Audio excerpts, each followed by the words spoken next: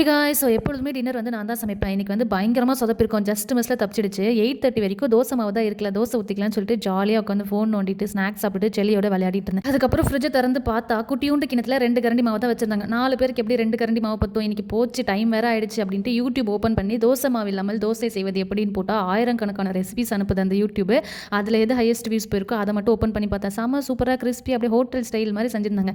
இதையே நம்மளும் செஞ்சு அசத்திருவோம்னு சொல்லிட்டு, அதே ரெசிபிய பிசுறு தட்டாம ஃபாலோ பண்ணி தான் செஞ்சேன். ஆனா அது எங்க கொண்டு போய் விட்டுச்சு தெரியுமா? அவங்க வந்து அரிசி மாவு, கொஞ்சோண்டு கோதுமை மாவு, உப்பு, கேரட், வெங்காயம், கொத்தமல்லி, கருவேப்பிலை, மிளகா அது இதுன்னு போட்டுருந்தாங்க. நானும் அதே மாதிரி தான் போட்டேன்.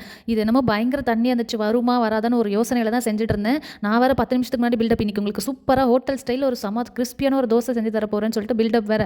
அது ஊத்துனா தோசையே வரல. அங்கங்க கொத்து தோசை மாதிரி பிச்சு பிச்சு வந்துருந்துச்சு. இது வேலைக்காகாது. நம்ம கிட்ட இருக்க தோசை மாவை எடுத்து இதையும் அதையும் மிக்ஸ் பண்ணி அதை ஒரு வழியாக்கி அதை ஒரு ஃபார்முக்கு கொண்டு வந்து நார்மல் தோசை, முட்டை தோசைன்னு ஊற்றி கொடுத்து எப்படியோ சமாளிச்சாச்சு. எல்லாரும் சமத்தா சாப்பிட்டு தூங்கிட்டாங்க.